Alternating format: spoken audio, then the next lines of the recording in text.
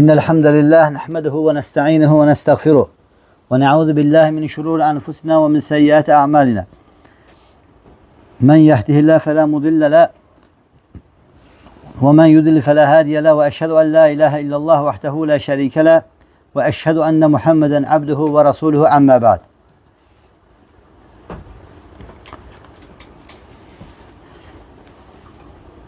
Qarşıdan fəzilətli günlərindən də biri Yevmun Nəhrdir.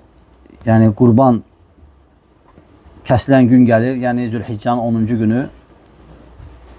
Və ondan da qabaq Arafa orucu gəlir. Bildiyimizə görə yəni dəlillərə əsasən yəni Arafa orucunu tutmaq 2 ilin günahlarına kəffarədir. İlk olaraq Allah Taala'dan istəyirəm ki, Allah bizi ona müvəffəq eləsin. Və ondan sonra Yevmun Nəhr günü gəlir.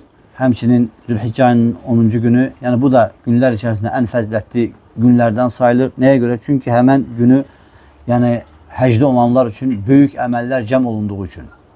Allah bizi orada getməyə müvəffəq eləsin. Və həmçinin bayram günü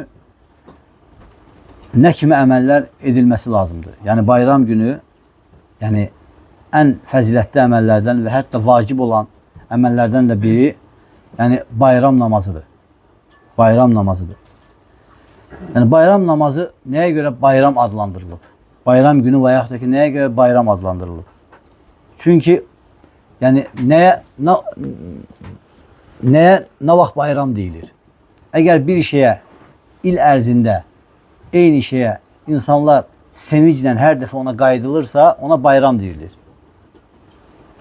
Yəni insanlar sevinərək, yəni hər il ərzində ona qayıdırlarsa, ona nə deyilir? Bayram deyilir. Və bizim də yəni şəriətimizdə 2 dənə bayram sabit olur. Qurban bayramı ilə Ramazan bayramı. Və Qurban bayramında əgər bir insan bayram namazını qılması vacibdirsə, deməli bayram namazına getməsi üçün onun üzərində düşən müstəhəb əməllər var. Onlardan biri nədir? Bayram günü bayram namazına getməmişdən öncə gözəl paltarları giymək. Yəni insan özünə çəki düzən verməsi. Necə ki bu haqda yəni İbn Ömər radiyallahu anhudan gəlir. İbn Ömər radiyallahu anhu yəni bayram günü bəzənərdi. Və deyərdi ki, Allah Resulü sallallahu aleyhi və səlləm deyərdi ki, yəni bayram günü bəzənin. Yəni bayram günü bəzənin. Və Allah Resulü sallallahu aleyhi və səlləm də özü bayram günü ən gözəl paltarlardan giyərdi. Və İbn Ömər də radiyallahu anhu bir ki, yəni bayram günü yəni gözəl paltarlar giymək sünnədir. Yəni sünnələrdən biridir. Və bilinənlərə görə, necə ki Allamə Sindiyyü rahimehullah deyir ki, bilinənə görə bayram günü gözəl olmaq, gözəl paltarlar giymək yəni umumən qərarlaşmış bir adətdir. Və Allah Resulü sallallahu aleyhi və səlləm də bunu sahabələrin üzərində gördükdə bunu inkar etmədi. Yəni inkar etməməsi Peyğəmbər sallallahu aleyhi və səlləmin yəni bunun sünnə olmasını bildirir. Çünki sünnə 3 şeyə bölünür. Sünnə deyəndə Peyğəmbər sallallahu aleyhi və səlləmin sözü, əməli və Peyğəmbər sallallahu aleyhi və səlləmin sahabələrin üzərində görüb susması hər hansı bir əməli. Sahabələr bayram günü neylədilər? Bayram günü yəni gözəl paltarlar və həmçinin gözəl özlərinə çəkib düzən verdilər və Allah Resulü sallallahu aleyhi və səlləm də yəni bunu görüb yəni susmuşdu. Və həmçinin İbn Əbu'd-Dünya vəl-Beyhaqi yəni səhih isnadla İbn Ömərdən gətirirlər. İbn Ömər radiyallahu anhu yəni 2 bayramda da Qurban bayramı, Ramazan bayramı günlərdə ən gözəl paltarlarını giyərdi. Yəni ən gözəl paltarlarını giyərdi.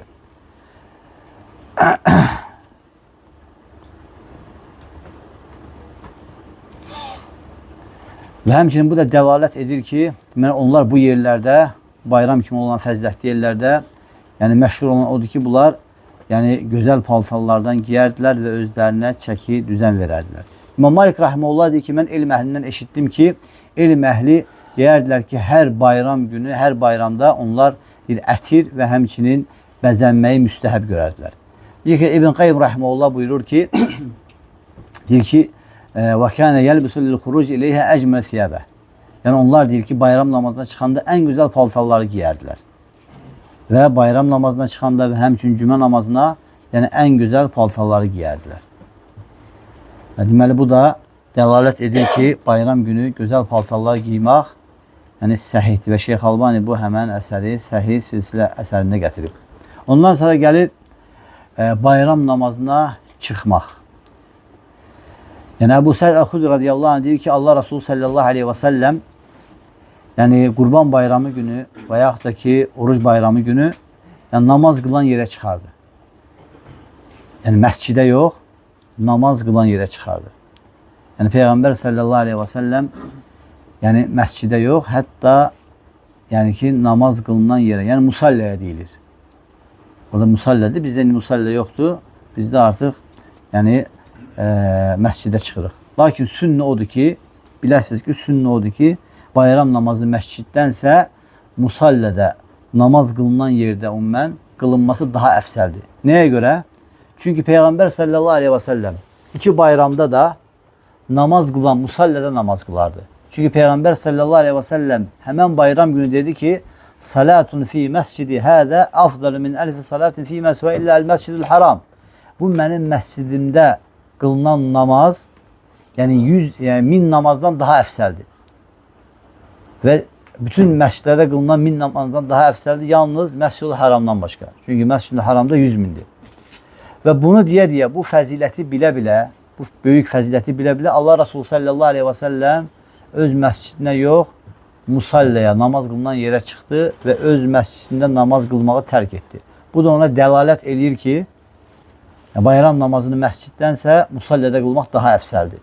Çünki Peyğəmbər sallallahu aleyhi və səlləmin sünnəsi budur. Deməli, sünnə odur ki, bayram namazı namaz qılan yerdə qılınması və buna yəni Əli radiyallahu anhu da yəni əmir edərdi və həmçinin Əvzai və həmçinin ray sahibləri deyərdilər ki, yəni həmçinin İbn Munzir yəni müstəhəbdir ki, sən yəni bayram namazını musallədə qılasan. Və kimdir ki, bayram namazına çıxmağa zəiflik, yəni zəifdirsə, xəstəlik səbəbindən və yaxud da ki, yaşı çox olduğu səbəbdən o zaman deyil, məsciddə namaz qıla bilər. Burada heç bir problem yoxdur. Məsciddə namaz qıla bilər. Lakin amma daha əfsəl odur ki, yəni bayram namazını musallədə qılınır. Bu deyir ki, bütün müsəlmanların icmasına görə bayram namazını musallədə qılmaq daha əfsəldir. Ondan sonra gəlir bayram namazı günü olan müstəhəblərdən də biri bayram namazına çıxarkən yəni yeriyərək getmək və qayıdarkən yeriyərək qayıtmaq. Cəbir ibn Abdullah radiyallahu anh deyir ki, Kənən Nəbi sallallahu izə kənə yevmin id xalifət tariq. Allah Resulü sallallahu aleyhi və səlləm bayram günü, bayram namazına gedərdisə, yəni gedərdi və qaydanda başqa bir yolla qayıdardı. Və həmçinin İmam İbn Qayyim Əl-Cəvzi rahimehullah buyurur ki, və kənə sallallahu aleyhi və səlləm yuxalifət tariq yevmən id. Allah Resulü sallallahu aleyhi və səlləm bayram günü yolunu dəyişərdi.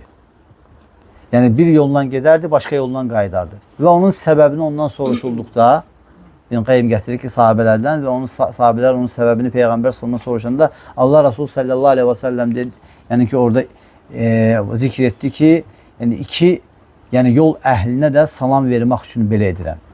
Yəni bir görüşdə deyilib ki, yəni iki yol əhlində də mənim bərəkətim nail olsun deyə belə edirəm.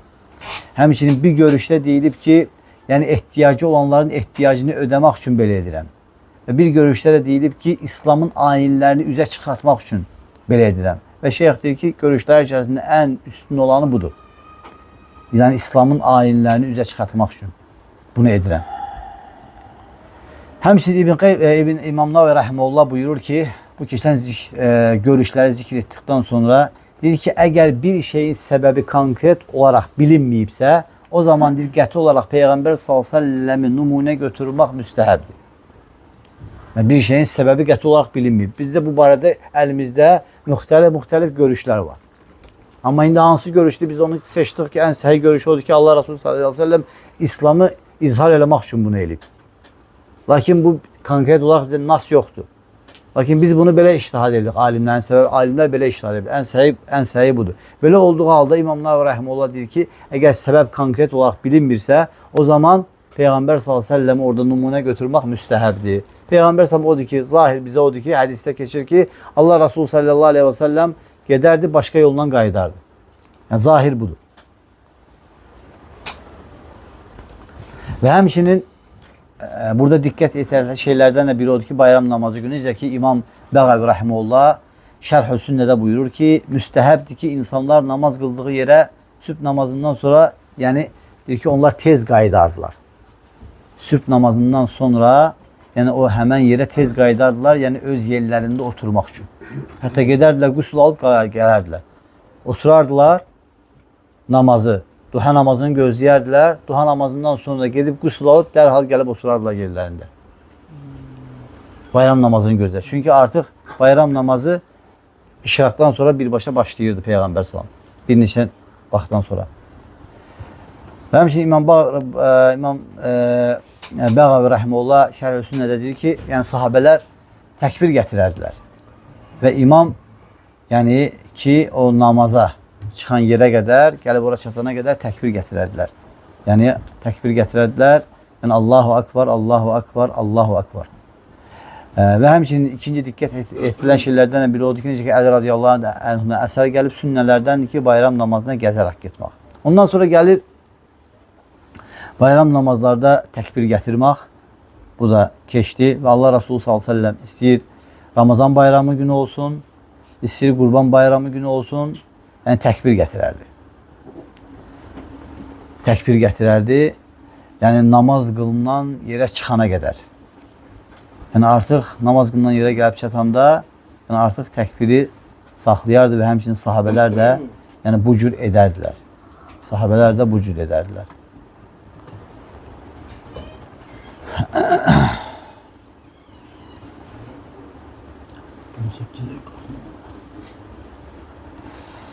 Və həmçinin əsərlər gəlib ki, bəzi alimlər deyirlər ki, Ramazan bayramı ilə Qurban bayramı arasında olan təkbirlərdə nə kimi fərqlər var? Yəni, Ramazan bayramında sübh namazından başlayır, ta bayram namazı qılınana qədər.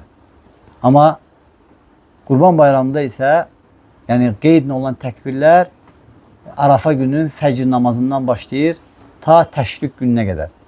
Zülhiccə ayının 11-i, 12-si, 13-ü, yəni 14-ü, yəni məğrib namazına qədər təkbirlər gətirmək olar, icazəlidir. Lakin Zülhiccə ayının ilk 10 günündən də ta Arafa gününə də ümumi olaraq buna deyirlər təkbir-ül mutlaq, ümumi olaraq təkbirlər gətirmək icazəlidir. Lakin bəzi alimlər deyirlər ki, əsərlər gəlib ki, bəzi sahabələrdən hər namazdan sonra bunu demək, ona deyirlər təkbir-ül müqayyid qeydlə olunan təkbirlər, bunu bu ilə bağlayırlar. Lakin səhih odur ki, tək namazdan sonra yox, necə ki İbn Ömərdən gələn səhih əsər odur ki, istəyir fərz namazlarından sonra olsun, istəyir yəni tarlasında olsun, istəyir hara bazarda olsun, yəni hər yerdə təkbirlər gətirmək icazəlidir bu 4 alimin yəni ittifaqına görə.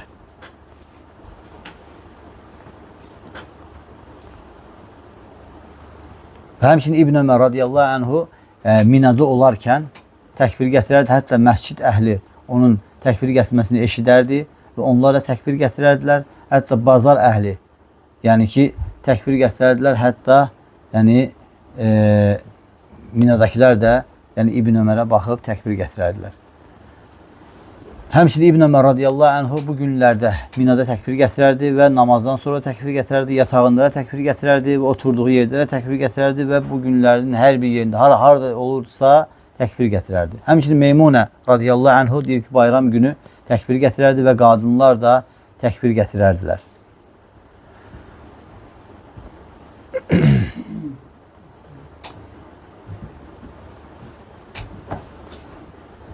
Ondan sonra gəlir ki, bayram günü yemək. Bunu da qısa olaraq götürək. Yəni iki bayramda da. Yəni sünnə odur ki, Ramazan bayramında, yəni bayram namazına çıxmamışdan qabaq bir neçə xurma Allah Rasulü s.ə.v yeyərdi. Lakin Ramazan bayramında, Qurban bayramında isə Allah Rasulü s.ə.v heç nə yeməzdi. Çıxardı, bayram namazını qılardı. Sonra gələrdi, öz kəsdiyi heyvanından, yəni qurbanından yeyərdi. Yəni sünnə budur. Yəni, Qurban bayramı günü heç nə yemirsən, gedirsən, yəni öz bayram namazından sonra qayıdıb öz qurbanından yəni yeyirsən. Bu da Peyğəmbər sallallahu əleyhi və səlləmin sünnələrindəndir. Başqa sünnələri bayram günün namazından qabaq qüsl almaq. Bu da həmçinin sahabələrdən gəlib Abdullah ibn Ömər radiyallahu anh deyir, bayram günü, yəni bayram namazından qabaq qüsl alardı. Yəni həmçinin Səid Musayyib radiyallahu anh deyir ki, yəni 3 şey var ki, deyir, o 3 şey fitri sünnələrdəndir. Yəni bayram vaxtı, yəni gəzərək meçidə getmək və çıxmamışdan qabaq, yəni yemək, yəni Ramazan bayramında, bayram namazına çıxmamışdan qabaq yeyirsən, Qurban bayramında isə yəni yemirsən. Və üçüncüsü də ki, odur ki, qüsl almaq. Yəni bu 3 dənə şey fitri sünnələrdən sayılır. Və həmçinin sünnələrdən də biri odur ki, bayram namazdan qabaq və yaxud sonra sünnət varmı? Cavab olaraq bayram namazından sonra və yaxud bayram namazından qabaq, yəni qılınan bir sünnət yoxdur. Lakin əgər məscidə gəlib girmisənsə, təhiyyətül məscid qıla bilərsən, əgər tez gəlmisənsə. Qıla bilərsən yox, daha doğrusu onu qılmalısan məscidə görə. Bayram namazının hökmü və bayram namazının hökmü arasında alimlər arasında ixtilaf var. Bir qism cümhur alimlər deyirlər ki, bayram namazının hökmü sünnətül müəkkədədir. Tərk olunmayan sünnətdir. Lakin bu məsələ səhih odur ki, İbn Teymiyyə rahimehullah bu görüşdədir. Yəni bayram namazı fərdi hər bir şəxsə vacibdir. Hətta Şeyx Albani rahimehullah deyir ki, cəmaat namazına çatmasan belə evdə gedib, yəni ki, bayram namazını özün qılırsan. Çatmasan belə bayram namazını özün. Səhih odur ki, bayram namazını həm cəmaatla, həm fərdi olaraq hər bir kəsə nədir? Vacibdir. Bu da görüşlərin ən səhiyidir. Görüşlərin ən səhiyi odur ki, bayram namazını qılırsan. Bayram namazının vacib olması dəlillərdən də biri Peyğəmbər sallallahu əleyhi və səlləm yəni bayram namazını heç vaxt tərk etməməsi və həmçinin insanlara bunu çıxmasını əmr etməsi, hətta yəni bikir qadınlara belə, hətta heyizli qadınlara belə, hətta heyiz olmağa az qalmış olan qadınlara belə Allah Resulü sallallahu əleyhi və səlləm yəni musalləyə, namaz qılınan yerə bayram namazına çıxmasını əmr etmişdir ki, qoy qadınlar, hətta heyz olan qadınlar deyir ki, namaz qılmasalar da o xeyirdə və müsəlmanların dəvətində iştirak etsinlər. Hətta deyir, paltarları olmasa belə, yəni öz dostunun, öz sahibinin paltarını götürüb çıxsın. Yəni bu dəlalət edir ki, bayram namazına çıxmaq vacibdir. Hətta heyizli qadınlar belə, hətta bikir qadınlar belə, evlə bağlı olan, yəni uşaqlar belə çıxmasını Allah Resulü sallallahu əleyhi və səlləm əmr eləyib. Üzürlü insan istisnadır. Əgər bir insan üzürlüdürsə, yəni istisnadır. Və həmçinin sünnələrdən də biri odur ki, əgər 2 bayram namazı, yəni 2 namaz, bayram namazı, cümə namazı ilə və yaxud da ki, bayram namazı üst-üstə düşərsə, yəni bu halda hökm nədir? Bu halda 6 dənə görüş var. Yəni görüşlərin ən səhiyini deyək, bu halda 6 dənə görüş var bu məsələdə.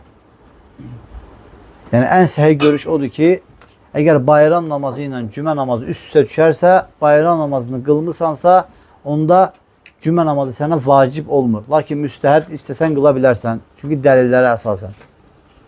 Lakin zöhr namazı sənə vacib olur, gəl qılasan. Lakin bunu nəyə görə deyirik? Çünki bəzi firqələr görüşlərin birində də keçir ki, əgər bir insan cəmaat namazı ilə bayram namazını qıldısa, onda ona cümə namazı da vacib olmur və hətta zöhr namazı da vacib olmur. Yəni birbaşa əsri qılır, əsr vaxtı. Bu görüşlər, belə bir görüş də var. Yəni amma lakin səhih olan odur ki, zöhr namazı ilə yanaşı cümə namazı vacib olmur. Aydın oldu. Zöhr namazı vacib olur, cümə namazı isə vacib olmur. Subhanəkə Allahümə və bihamdik və əşhədu ən la nəstəğfirkə və etûbü ileyk. Təfaddal şeyh.